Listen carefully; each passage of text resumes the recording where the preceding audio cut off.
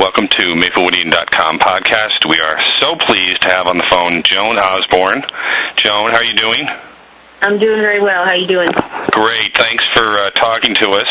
It's a great pleasure. Of course, you're going to be at Maple Woodstock, our wonderful two-day music festival this weekend. You will be appearing, closing the show, as you should, on Sunday night. And you've never been to Maple Woodstock before, but obviously you're... No, I have not. No. What can I expect? It's a fun outdoor crowd, a lot of music. It really started as a local band showcase, but it's grown. We had the Smithereens a few years ago. We had cool. Marshall Crenshaw, and obviously you bring even a higher level to that. But I wanted to talk about, obviously most people may know you from your debut album, Relish, and the great song, What If God Was One of Us, which I know a lot of people still remember as a great piece. But you've done a lot of work before that and since then. And let me ask you about what first got you into music. I saw here that you're actually from Anchorage, Kentucky, outside Louisville, but you came to New York in the 80s. Tell us sort of how you got into music. Yeah, I was born and raised in Kentucky, and I came to New York to go to college. I was going to NYU and studying filmmaking there, and I thought I was going to become a documentary filmmaker. And as luck would have it, I went out one night with a friend from the building, and we just went to this place on the corner, which happened to be a blues bar. And my friend dared me to go up and sing with the piano player who, this was late in the night and the band had gone home, but the piano player was still there just kind of playing for himself and the handful of people who were still in this bar. And my friend dared me to go up and sing with this piano player, so I did. And I sang a Billie Holiday song. Oh, excellent.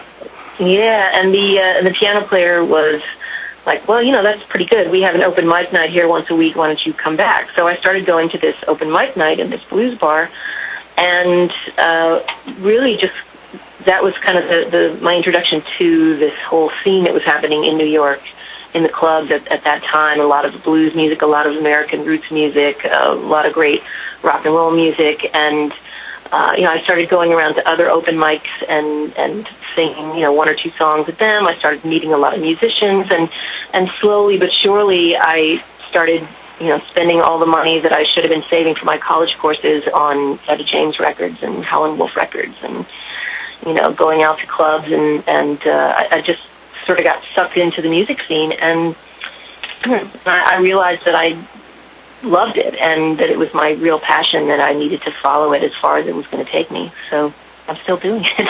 Now obviously all of your music has a mix of blues, country, folk, a real kind of broad spectrum. It sounds like you really write songs and perform things you want to listen to, things that mean a lot to you, rather than trying to figure out what will sell or what the hit will be. How would you sort of describe your musical journey, and has it changed since last 25 years? Well, I definitely feel like I'm probably more restless than maybe some people would like for me to be, as far as commercial commercial leanings and stuff go. I love so many different kinds of music, and I don't feel like I need to sort of pick one genre and stick with it. I mean, there are certainly people who do that and who are very, who are incredibly talented, and that's what they do, and they're wonderful at it. I just have never felt like I could only choose one, and I have pretty broad musical taste, and I love so many different kinds of things. So I really do just sort of follow my own instincts, and that that may not have been the smartest thing to do commercially, but then again, I still love doing this, and I don't get bored, and I feel like it's I never step on stage thinking, oh my God, I have to do this thing again. I really always feel excited and feel connected to the material, because I'm not just doing it because somebody else tells me I should. I'm really doing it because this is what I'm interested in doing. And when in the 80s, before you signed with Mercury Records, you had your own record label. You released some of your own recordings. How did you sign with them and get the? I know you had your first album was a live album, and then your second one, the first major album, Relish. And how did that album, what was it like to get into the business then, and how do you think the business has changed? But what occurred at that time for you?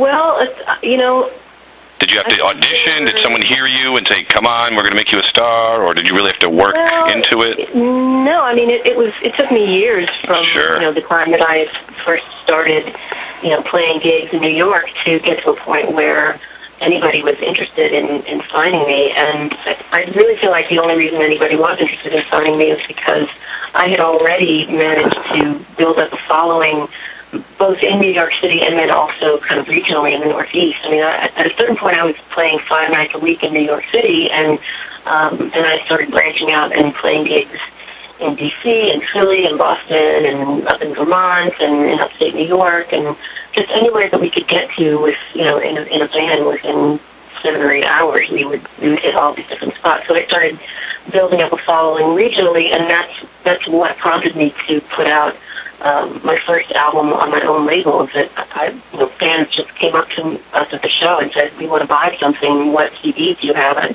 didn't have a CD, so I thought, I better press one. So it was really just as simple and straightforward as that. And I feel like once we had established ourselves in as a regional act where we had some success and some name recognition, then people in the label started getting interested. Now that song, "If God Was One of Us," how did that come about? Was that your song that you wrote, or did you come up with it from someone else? No, that was written by a guy named Eric Bazillion, and he was one of the co-writers and collaborators that I worked with very closely on that first Relish album. And it was a song that he had written just kind of in the middle of the night. He just woken up in the middle of the night. If the song was in his head, he ran downstairs to his home studio and did a demo of it, and then he brought it into us the next day. And he had actually written it with that group Crash Test Dummies. Oh, sure. Okay. The guy with the super low voice. Absolutely, yes. So that's what he was hearing in his mind as he put the demo together, and he played it for us. And the producer, Rick Chertoff, was like, "Well, that's kind of a good song. Why don't you just give that to Joan and let her sing it?" And he really had not brought it in to give to me. He just was playing it for us. But we ended up convincing him that I could do a good job of it. And I felt interested in the song because to me it's a pop song, but it's a very unusual pop song, and it's almost like a little kid coming up and tugging on your sleeve and asking you a question which you don't really know the answer to, and you realize that you have to think about it very deeply before you can come up with an answer. And it seemed like it was one of those more thoughtful songs that your voice and your approach fit so well, kind of in the Tracy Chapman, Suzanne Vega kind of wondering child, but such a beautiful voice, and the way you perform it kind of was in that genre at the time, I think, or do you not want to be sort of put in that realm for that song? Oh, do you mean it had sort of some echoes of the folk? Well, it had some folk, had some wonder, had some deep thinking, but also, such a beautiful, thoughtful rendition by you in terms of the way your voice carries.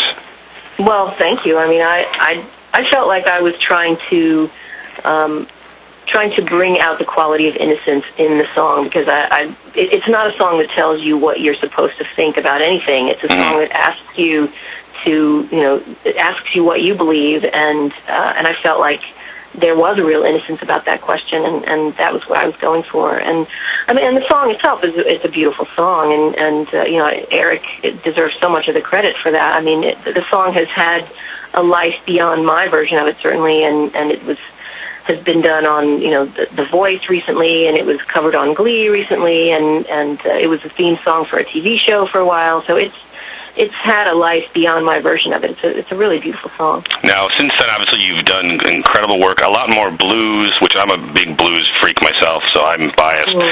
Your Bring It On Home, which was nominated for Grammy this year.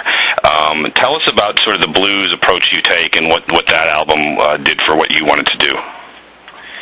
Yeah, well, I mean, I first learned how to sing by singing in blues clubs and blues bars, and by trying to imitate my musical heroes, who were people like Etta James and Tina Turner and Muddy Waters, and people who had that kind of expressive, gritty quality to their sound. I mean, to me, that was the greatest thing, and I tried to emulate them when I first started out, and with varying levels of success.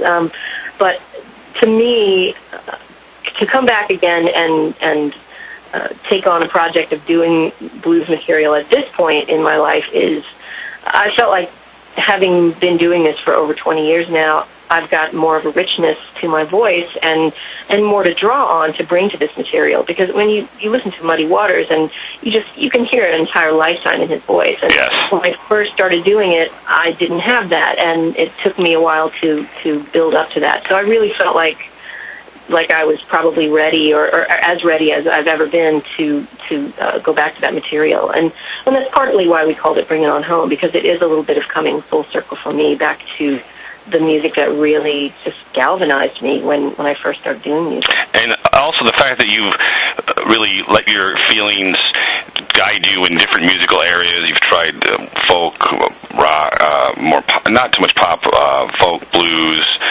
various just musical approaches, and you've worked with a lot of great people. Actually, now you traveled with the Grateful Dead. How did that occur? And what was that time span?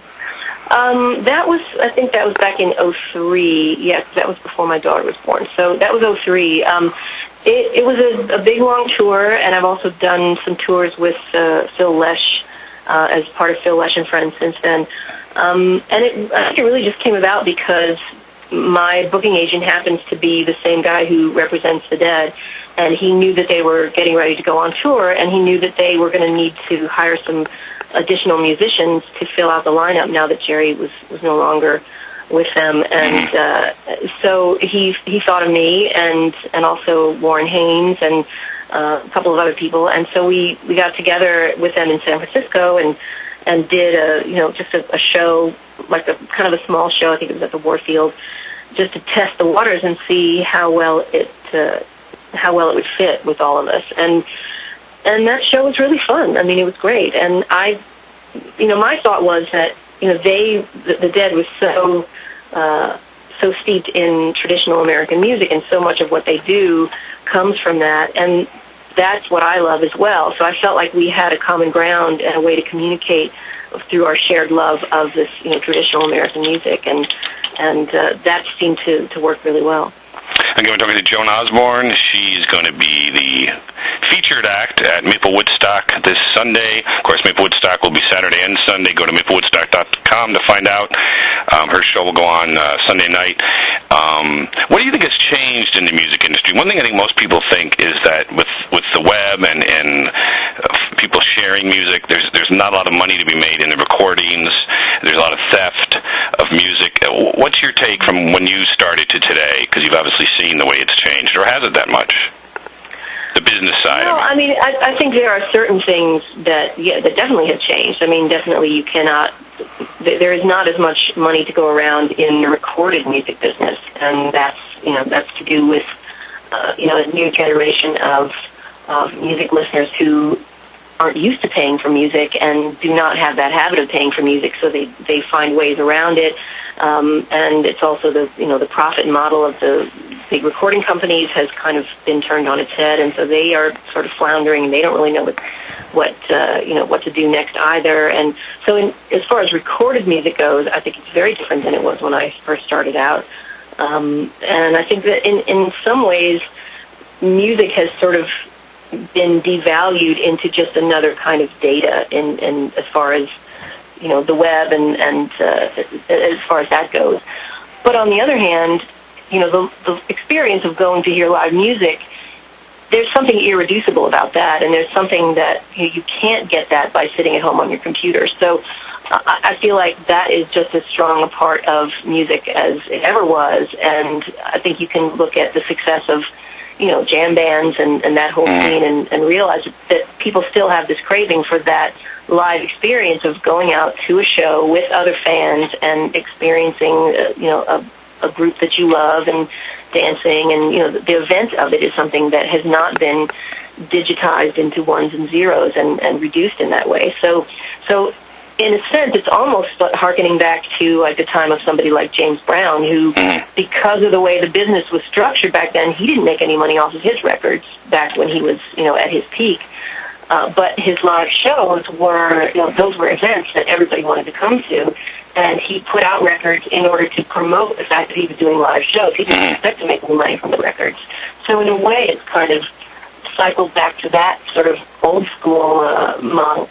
Is it harder now? Obviously, it's easier today for a band to make their own recording and press it or put it online. But is it harder in some ways for new music to get heard and to get out there because some of the business is so stuck in a formula and wanting to just make money? Where do you balance the opportunities with the restrictions that come about in today's technology? Well, I think the technology itself can be incredibly helpful to fans who are just starting out and artists who are just starting out, because you have a way to reach your fans directly that really did not exist on the scale that exists now. I mean, when I was starting out, I was filling out I was sending people postcards in the mail to tell them, about the gigs that I was doing, and I had a little list of everybody's address on my fan list, and that was all you could do back then. But now you can stay in constant touch with your fans, and you've got Twitter, and you've got all these other kind of things that you can use to your advantage to stay connected with your fans.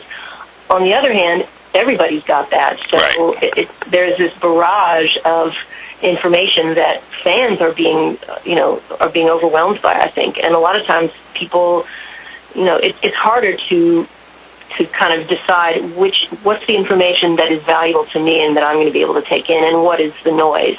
So it's harder for people who are fans to kind of make that decision, and I think a lot of music gets.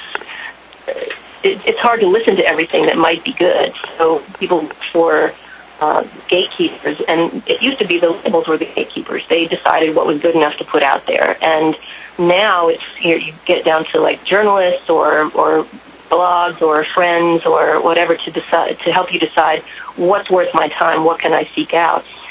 So it is a little bit different. I mean, on the one hand, I feel like to be starting out today would be a great time to be starting out, and on the other hand, I think it would be tough because it's hard to get heard amidst everything else.